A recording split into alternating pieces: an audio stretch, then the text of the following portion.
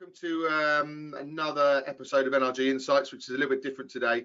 We're working on a different series now called Behind the Broker. So welcome everyone watching on YouTube and listening on Spotify. Just in regards to what Behind the Broker is going to be about, it's going to be about the people, well, obviously that are behind the brokers in regards to how the back office functions and other kind of avenues that people, whether it's lead extraction or marketing or anything along those lines that isn't specifically mortgage brokers is what we've always done. We're going to be interviewing those people, so hopefully a lot of the mortgage brokers listening will get some value out of that. Our first guest on Behind the Broker is Alex Curtis from the Lead Engine, and Alex, in layman's terms, helps lead gen for our brokers. So thanks for joining us. That's all right, mate. I'm honoured to be guest number one. Is it alphabetical? Exactly. Normally it is. It also means Alex. that we have no idea what we're going to talk about on this one. So, that's great. You're a crash test. I'm used to it. Good. So, if we can start, if you could just tell me about your business and how you got to it. Yeah. Great question. I think so. Our mission really is, and what I'm sort of really passionate about is if someone's searching for financial advice online, loads of people do. So if we just mortgages, for example, there's a search every 3.5 seconds. There's millions of searches every month, and people are looking for financial advice, and I want them to find brokers directly. And I don't want them to find a dodgy lead gen website that's going to mislead them or sell their data to multiple. I don't want the consumer being messed around. I don't want brokers being messed around. It just makes sense if the person that needs advice finds the person that gives advice directly. And it's just better. It's better for them. It's better for the broker. It's better for everybody. How I got into it was so we're talking like the noughties. 2004, I made my first website. I coded it in Notepad, like raw code. So I learned as part of my degree to make websites, and then I got a job. My degree was in film production. Actually, I thought I was going to be the next like Spielberg or well, this is as good as the next Spielberg. Yeah, well, exactly. Like, yeah, that's it. I'm living my dream. And but then it was kind of like, unless I want to be a runner on a film set in London for £5 an hour making coffee, it wasn't actually. It was like not a career. Yeah. But like digital marketing, like was all, the noughties was like, this was a huge thing. So I got a job at an agency doing websites and things like that. And then I came back home to near Peterborough, and we worked. One of our biggest clients was they were a payday loan lender. It was the money shop, and we did all their in-store stuff, TV adverts, which were terrible. And we launched an online pawnbroker for them. I had to do a lot of work with the FCA.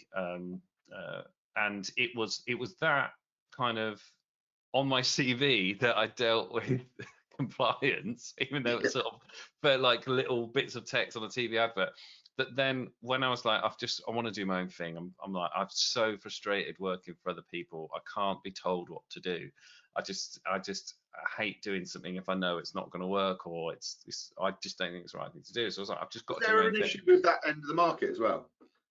Did that ever, or do you think they kind of have a place in it in regards to the payday lending? Was that? Oh God, I mean, well, the money shop's closed down now, so. Was it an ethical thing moving into kind of the bright side? I'll tell you what was interesting was the public perception of the payday loan lender was like, oh, we're going to prey on people and get them into debt and everything. And then the interesting thing was going to their conferences was like, any fool can lend money. We want to lend money to the people that can pay it back. We want to help the people that can pay it back. And to say, otherwise, if people get in debt, we're going to lose money. So that was really interesting. So I did feel awkward.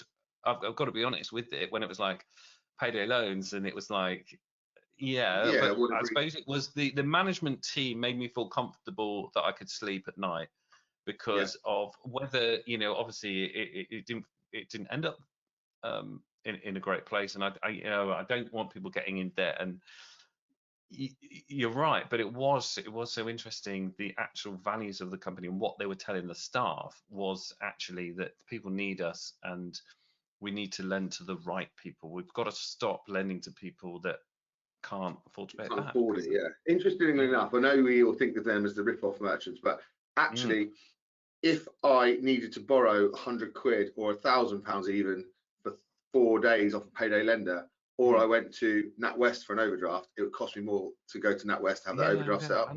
So it's an interesting how we're in that illusion of that they were in the wrong place. But you're right, they just lent to the wrong people.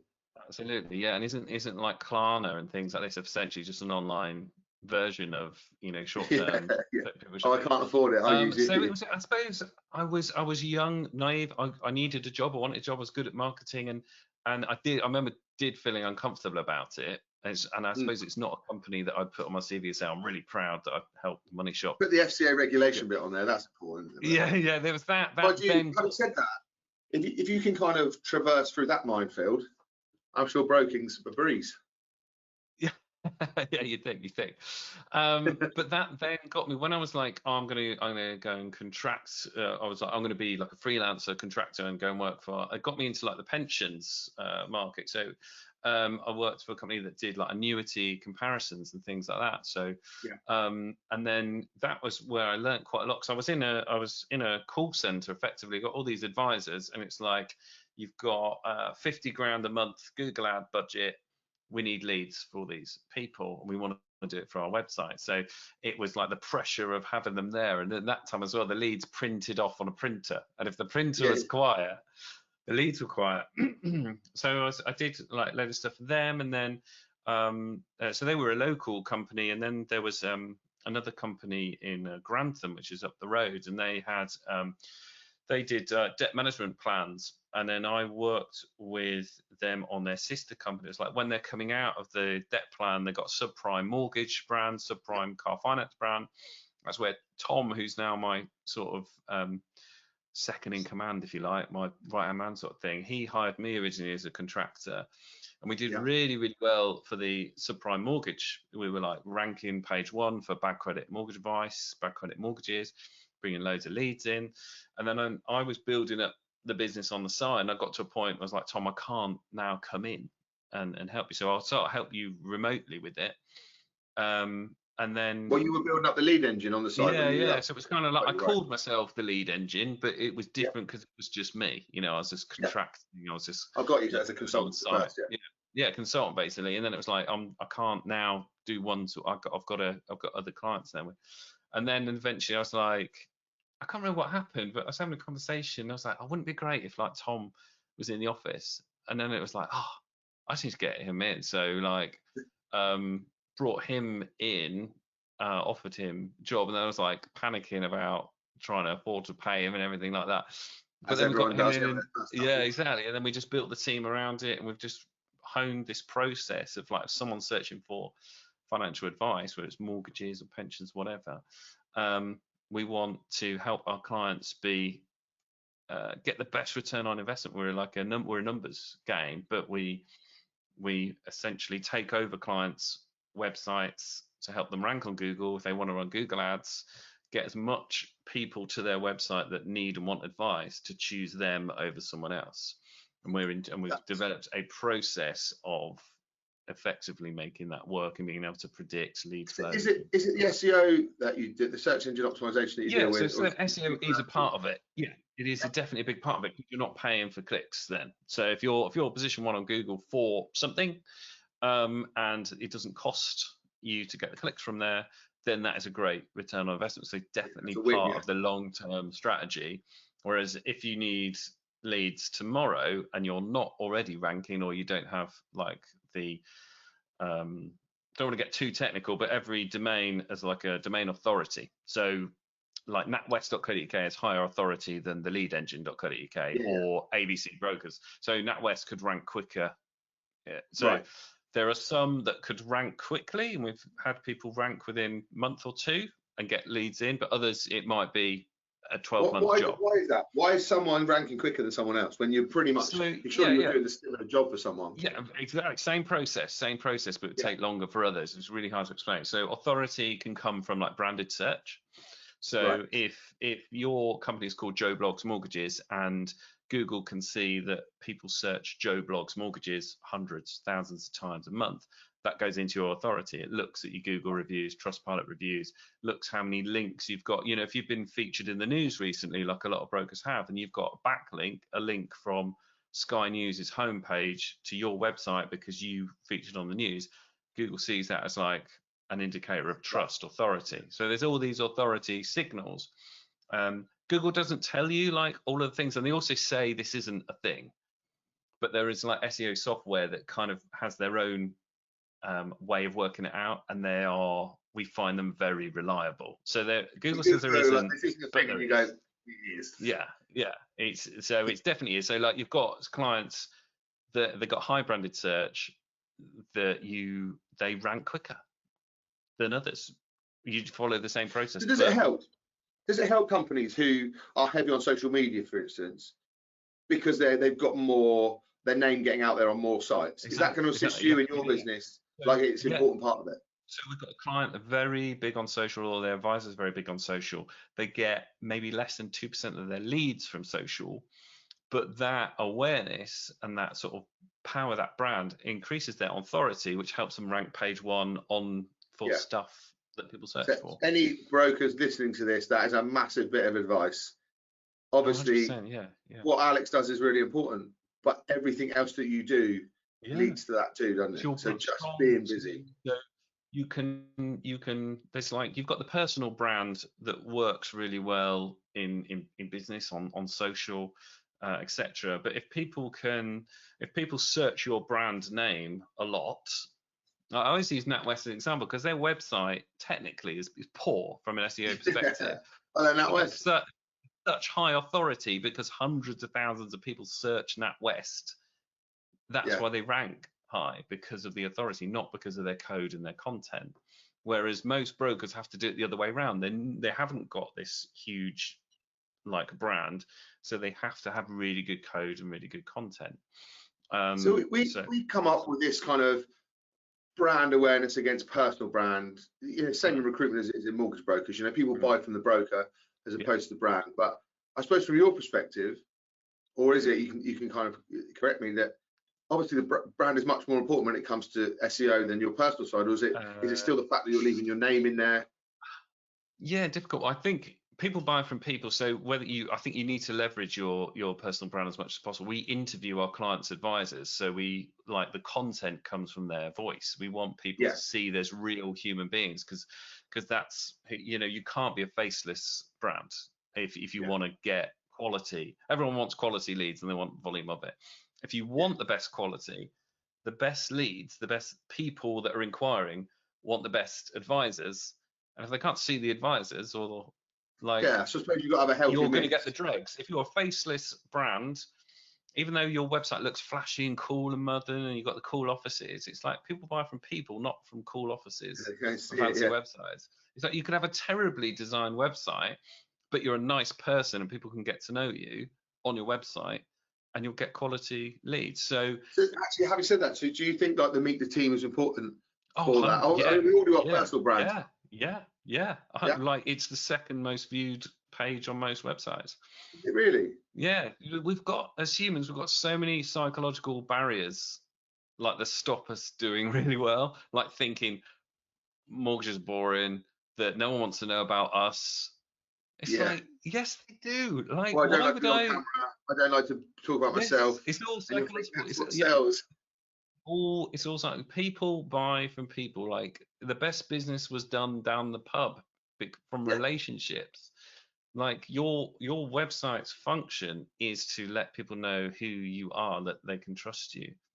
That's really, do you know what? That's really interesting about the second most looked at is Meet the Team, because I go through people's, obviously, in recruitment. Of course, you want to know who you did. Why would you want to get financial advice from a stranger? Yeah. Like who wants that? Who would, like, excuse me, Marcus, do you want? Would you like to speak to this person you've never heard of, never seen, know nothing about, and tell them all about your, you know, share your bank statements and talk about the house you want to buy, how much money you make? No. So another point on this. So why isn't, is it an education thing? Why aren't all brokers, and I do kind of know the answer to this because it's the same as any other aspect, because you're so engrossed in what you do for a business, but why aren't they concentrating on that? Why are there still people buying leads 10, Oh, 12, I 15 mean, years this down is the what we road, want. right? Yeah, because it's easier, because you get a cost per lead. Because a Yeah. lead seller can say, I'll sell you 100 leads for 50 quid or 30 quid or 5 quid or whatever. And You then convert at it's 10%, kind then of, it everyone's happy. feels, yeah. And you think in your head, well, if I convert X amount of those, I'll make a profit. Yeah. So every client we have had has come to us because they're fed up of buying leads. Because because like we said earlier, like some websites will rank quicker than others, and I can't say to Joe Yeah, Blogs, you're you're just going to your be return on position investment. one, you're going to get 1,000 leads tomorrow. I can't do it.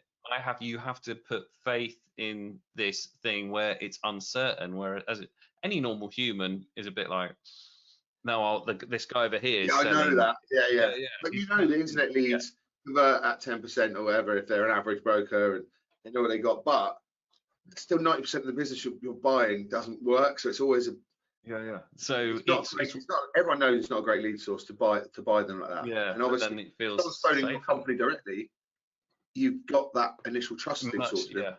Much your advisors are much happier because, like, if they are featured on the website or they've heard from that person, whether it's like a podcast or a video, or there's some rapport built, and they ring the office and they ask for Joe Blogs, that is almost as good as a referral. It's like we're trying to make leads as second best to referrals. Yeah. You deconstruct why referrals so good, and you try and replicate that as much as possible. And that's what your website and your marketing should do. That's really interesting, actually, to treat it as a referral, because I bet they convert at that. You know, in the fact that they will be almost as you'll never replicate them as good as like if we were best mates and I told you use my broker, that's 100% conversion rate. Whereas your website's never going to do that, but it's going to be you can control the volume, because if you get your Google ads converting at the right level that's profitable, you can gradually increase that and get more in, and get nearly as good quality if you try and you think about all the factors why they're good and put things in place that help people feel the same, if that makes sense. That's interesting. You know, like I feel like it's that trustworthy thing, isn't it? You want to trust your broker, you want to feel safe with them. I get the same in recruitment. If someone says, I do Zoom meetings like this, and people go, "Oh, it feels like I'm on one of your podcasts," and you think, "Great," because you've already bought into me, because you didn't think I was a dickhead in that. So hopefully you don't now. So that's it's rapport, familiarity, isn't it? It's like people don't, as we were saying, people buy leads because it feels safer, and they want to deal with someone they know because it feels safer. You know, because it's a lot of people are like, they're worried about speaking to an expert because they know nothing and they feel like they might ask a stupid question. But when you get to know someone, then your barriers come down a little bit, and you're more likely to speak to someone because you know more about them. We fear the unknown. Yeah. And then if you make more of it known via your website, like what's possible, how we work, what we like as people, like most communication is like the way you say things and the way you come across them, not necessarily what you say, because everyone should be saying the same things, because what's possible is pretty much the same. You know, most people have got the same lenders available, so it's not like you're saying anything different. It's more about that people buy from people. You know, people. It's just a trusted. You're saying something, you're knowledgeable, and you come across that way. I get it. I mean, people just want to deal with someone nice that they like, that they don't want to get screwed over. That's if you nail that, then that's when you get the quality inquiries coming through. So without going into the pounds and pence of it, because like you say, you can't guarantee someone's ROI that you can. Do you have a rough timescale if you are not pitching, but what's the benefit of SEO over lead engine? Obviously, you're not going to get that lead that day. Like, it is a long-term investment into your business. But how long, in regards to when you start overtaking buying leads, for instance? Yeah, so I mean, we don't take people on. We don't work with startups, for example. We just, I'd say, look, I've done this enough times to know that cash flow is a cash flow killer. My agency can't do everything for you if you're starting a new business. It's not going to work. So we've got like a coaching program. We can coach people, whatever. So we'll always put a plan in place that we think is going to work, because we don't tie anyone into a contract or anything. It's rolling monthly. More clients stay on for longer, our business grows, sort of thing. So we want people to succeed. So it's sorry, just quickly, Alex, do you turn those away at the beginning? Because we do it with sure. Yeah, I We say, get if the you're most concerned about respect. Yeah, I just yeah, say no. I'm not. I can't. I'm not going to yeah, do yeah. it We because do the same. If, mm, if you're concerned about cash because of how much we cost, you probably should be taking someone on. So let's yeah, have another chat even later yeah. on. So even if they say, look, no, I've saved up the money, I just say, look, no, you like. I'd rather it's not. You're just going to burn through that. The timing is And not is that right. because they You haven't got need. a footprint yet? So it's going to cost more. Yeah, it will just take longer. Yeah. So Yeah. if you've got less than 50 5-star Google reviews, for example, then they don't run ads because you're going to attract the dregs. Like we said earlier, like the best leads, the best people that are inquiring want the best advice. And in Yeah. most people's perception is the more It's 50 5-star. Google reviews. Yeah, exactly. It's almost like that's where we found because we've got so much data, we've got so many clients running so many ads, we can see what works and what doesn't. And So your Google reviews are making a massive difference. Again, I know I keep reiterating a point when you say it, but I think it's really important brokers miss it. Yeah, Some of these things, like your personal branding, like your social media, like your Google reviews, some people just pay lip service to it because you think that's what you're supposed to do, yeah. but it genuinely builds your business in the background, doesn't it? Yeah, I mean, I could talk about Google reviews all day. There's so many things that. So we'll talk about the Google ads for a minute, and then there's other benefits to it as well. But yeah, so if you run Google ads, you're paying per click. So you pay Google for the click. If they don't inquire and don't like what they see and go away, you paid for that. So the Yeah. job for me, for my clients, is to get as many of those clicks to inquire as possible. And one of the things they look at is your reviews. So there'll be some people that will just are so desperate, they've been knocked back by everyone, that will inquire with anyone, and they'll ignore the You want reviews that and they'll lead, just really. jump on. You're a mortgage broker. I'll fill out the form, and they're probably one of those people that you can't help. So you've just paid to attract the dregs. Yeah. Which is a really harsh way of saying it, but Yeah, that's I the know way you you're mean. going Yeah. to perceive it. Someone you can't assist at the moment, yeah. Whereas someone who's got high property value, got a really good job, is almost squeaky clean or whatever, wants the best, so they're going to feel very comforted by seeing 1,000 5-star reviews, or 100, or whatever. Like if you stick saying someone, if I had a spreadsheet of all my clients, all of their 5-star reviews, and sorted it by most, I mean, oh, that's our best performer, that's our second best performer, that's the Really? third best. That It's much? So you almost can gauge it that much? yeah. I Wow. wouldn't run Google ads without any reviews. I think I'm awful at Google reviews. Just want to add that I've got like 15, and but it's going to give me a kick up the arse when we speak to the team, because we always talk about it, and it's so easy to ask someone. We never feel like it makes a tangible difference, because that's not where our business right. So the second thing it will do for you is, if I search for mortgage broker near me or mortgage advice or whatever, Google treats mortgage advice as a local service. So whether you're in Scotland and you're quite happy to work with people in London or not, if your head office is in Leeds or Liverpool or in Peterborough or wherever, Google knows where you're based because you've set up your Google My Business profile. So someone search for a mortgage broker near you, you've got the option just to compete against your local firms, okay, on Google Maps. And then the people with the most reviews are in this top 3 features. It doesn't cost you anything to be there, and you either win or you lose. The person with the most reviews on there, some people bypass the website completely and ring that firm directly. Yeah, it says call, doesn't it? It's give you a call to action. Call now. So we've got some that get 30 calls a month, 50 calls a month, just from people search mortgage broker near me. On that point, Alex, sorry to turn it into me again, but 90% of my business is in London. Mm-hmm. My head office is in Southampton, which is on Google. Yeah. Am I missing a trick by not having that in London? So some people get virtual offices and set up other like satellite offices. You just got to remember that people review locations, not businesses. So if you try and do both, you're going to be splitting yourself too thin, if that makes sense. But and Google, so at the moment, people seem to be getting away with using virtual offices. In Google's sort of like small print, it's like this system is designed for coffee shops, pizza places, designed to show locations that you can drop into. Yeah. So if they get better at working out where virtual offices through the window, seeing the post box. Yeah. So because Google became the best search engine. They weren't the first, they became the best because they provided the best results. It was the most Yeah. accurate, and that's why we've adopted it. So they're always working on making it better. So it may be at some point they think, oh, mortgage advice, people don't just drop in for mortgage advice and they get rid of the maps or whatever.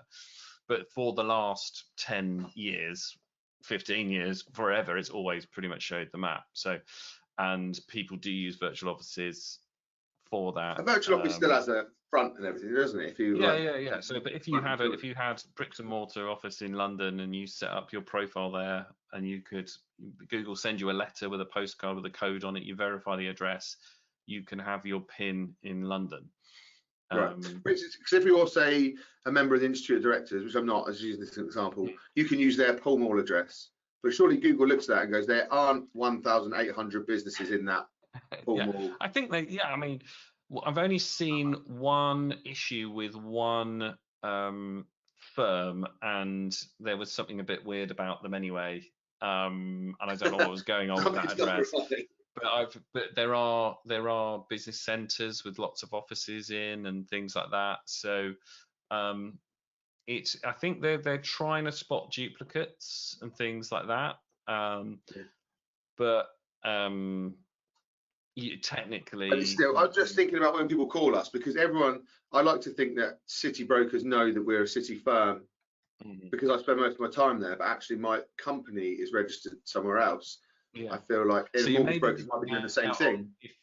I suppose what you want to do is do the Google search. Like, are they searching for a recruitment company? Are they searching like a financial services recruitment company or mortgage recruiting company? Or and then what the same with brokers? If most of your stuff is, because we do speak to people. For instance, I've got people in Cheltenham who have all of their businesses in the city. So if they're spending a fortune on their SEO, they're getting West Country. Yeah, so it's just like so it's just an addition to that. So you could still run ads in London, and you could still, if I search self-employed mortgages, the maps doesn't show up. This is just one opportunity to get in front of.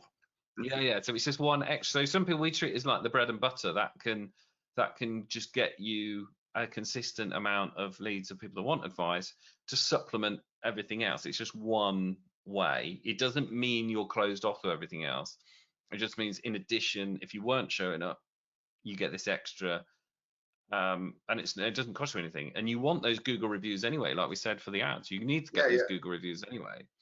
So you build it up, and it's an addition. Unless you don't want anyone local, and you're like, no, this is like, we don't want it. Like, then surely it's just a bonus. And treat it as a bonus. That makes sense in regards to it's not the be all and end all, but obviously it's just a good return. It's a very, very good return on investment. Like, it doesn't cost you anything. You need them anyway, and it brings in free leads. Yeah, no, that makes sense. In regards to going back to your business, so it kind of seems like a no-brainer that that's something that you build into your business to stop you having to buy leads. So what pushback do you get from brokers? What is the only kind of, obviously you've got longevity in the market if people are new, but other than that, what kind of pushback do you get, or is it just is it an education? I think it's when we've taken on people too early, and we've taken them on when they're not building up their reviews. Like, we've just been like, I think you create, like, we've both got service-based businesses, haven't we? Because we want to help people, and sometimes you want to help people, and you sort of know you can.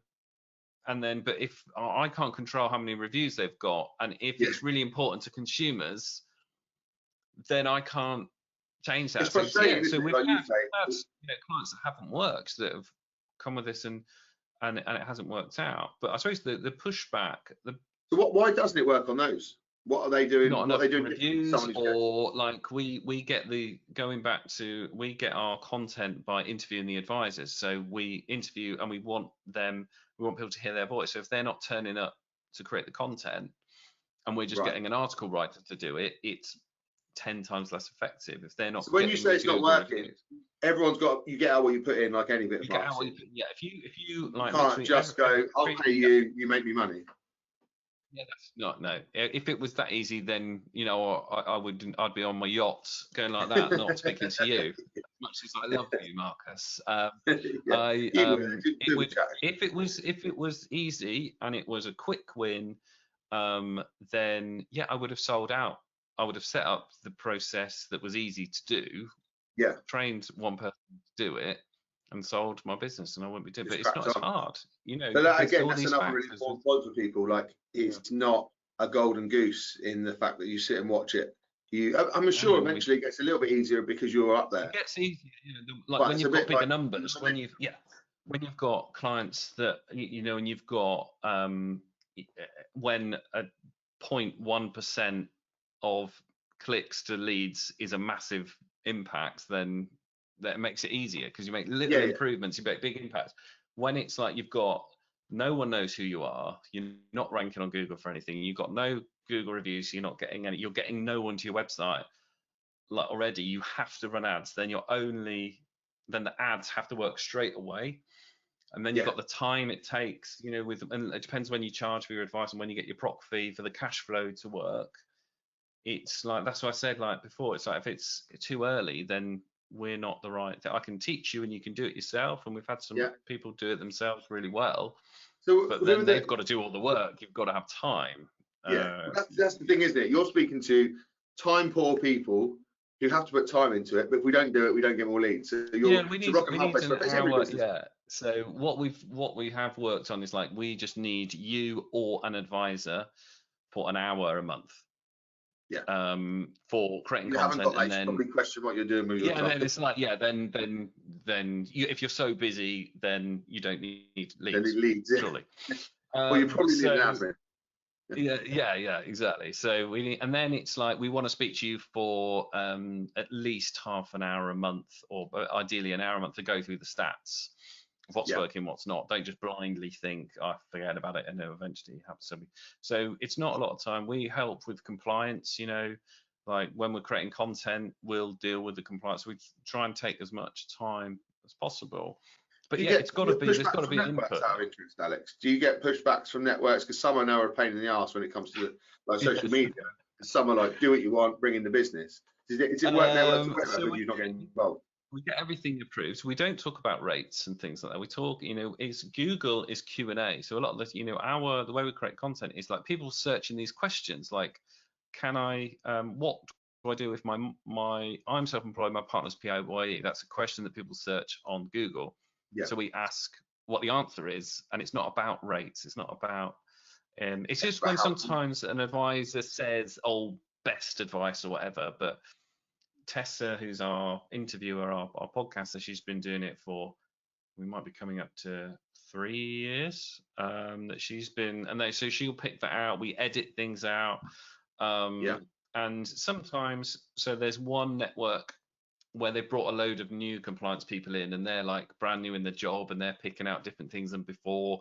Then we put a process in place. So, but you know what the worst thing you ever want to hear when you're part of a network is, oh, we've got a new compliance function. Yeah. They have to show that they're worth their salt, don't they, when they first come in? Yeah, so when we do these, so one example is we do these audio interviews. So it's kind of like an interview on, you know, self-employed mortgages or whatever, or non-selling construction, whatever. And then there's one network now that's got a new compliance officer that we have to give the risk warning as audio in the episode, whereas no one ever has or ever did. Yeah. But then we make it part of the process. So we've got, if this client is in that network, we know we've got to put this clip on at the end of the thing. So we just, you know, it's normally they don't. There's only one that used to find something they didn't like, then find something else and change their mind. I think now they're all pretty much, these are the rules. Yeah, I think, do you know what, there are old dinosaurs, a lot of those networks, but they are having to turn because people will leave if they can't get their that's it. You know, in social media, websites, SEO, you grab everyone a wants to be. I think everyone wants to be compliant, and you don't. That's what I mean. No one's trying to be in compliance telling them they can get something they can't. I don't understand the. Yeah. And you don't have to be non-compliant to get leads. You don't have to trick people, you know. So everyone wants the same things, and then you get to a point where it's bearable. Some are slower than others, but you just, if you're consistent and you keep you're doing content every month, you get in the flow of it, and it's not massive. Even with the ones that are awful, it's you know, we get through it. Yeah, good. So that's all really useful, and I've taken up loads of your time, so I really appreciate it over the allotted time that I asked you for. If I can just finish on if there's any tips for up and coming brokers, obviously one of those massive things we talked about, but any tips for young guys? Obviously they're probably not ready for you yet. How do they start the process? How do they get that ball rolling to make themselves a justifiable lead engine later on? That wasn't even playing your name then. I was actually thinking of ways to describe it. I'd say they probably those Google reviews that we talked about, like when you're delivering offer news, do it over the phone, and get that, I think you'll get a kick out of it, because people getting if they're relieved, excited, whatever, I'm sure that gives you a great feeling. But then that is the point, to ask for the review verbally, and then them saying, yeah, of course I will, and then sending the email with the link to do it. And then I will also say, if it's a joint application, be cheeky and ask if both of them can give you the 5-star review, because then 20 offers could turn into 40 5-star reviews, and then you're getting closer to that sweet spot. And then just doing that as early as possible. I think if it's because that is so valuable. When you like you said earlier, if you don't realise the value, then you just don't. If nothing else comes from this, and people realise they've got to pull their finger out and get a Google review from everyone and their dog, I think that's kind of our job done in value. You will see the impact, especially if you become #1 in your town or city. You will. It's hard to guarantee things, but if you were the #1 in your area today, tomorrow, you will see the impact from it. Yeah, definitely. Amazing. Thank you so much for your time, Alex. I really appreciate that. No worries, mate. Thanks for coming. No problem at all. No problem. Genuine pleasure. I do think you've added value to lots of brokers there, so hopefully they take it on board. And obviously, once you're up to 50 Google reviews, speak to Alex about how can you can improve that. But just to clarify at the end, that's Alex from the Lead Engine.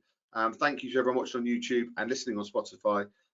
All of Alex's socials will be on YouTube and Spotify, so you can have a good look. And if it's of interest, then please do get in touch. And if you've got any questions, again, any of those socials can get hold of him or speak to me, and I'll happily speak to him.